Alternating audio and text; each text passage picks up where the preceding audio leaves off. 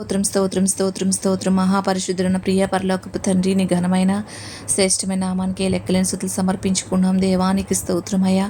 అయ్యా తండ్రి దేవాశ్రేయులుగా మేము ఉన్నప్పుడు తండ్రి గుణవతైన భార్య ప్రభ ఏ రీతిగా ఉంటుందో మమ్మల్ని బలపరచండి. ఒక నాయన యవన బిడ్డగా, ఒక చిన్న బిడ్డగా, ఒక నాయన భార్యగా, ఒక తల్లిగా ప్రభ మేము ఎలా జీవించాలో మాకు నేర్పించండి. మా బ్రతుకుల్లో నాయన మా బిడ్డల్ని ఎలా పెంచుకోవాలో మాకు నేర్పించండి. మా భర్తలతో ఎలా ఉండాలో మాకు నాయన జ్ఞానం దయచేయండి తండ్రి. అన్ని విషయాల్లో తండ్రి నిన్ను మహిమ తెచ్చే వారి వల్లే స్త్రీలుగా మేము మమ్మల్ని అందరినీ మీరే దీవించండి, ముందుకు నడిపించండి తండ్రి. నీకు స్తోత్రమయ్యా. కుటుంబం మొత్తం నాయన స్త్రీల మీద ఆధారపడి ఉంటుంది తండ్రి.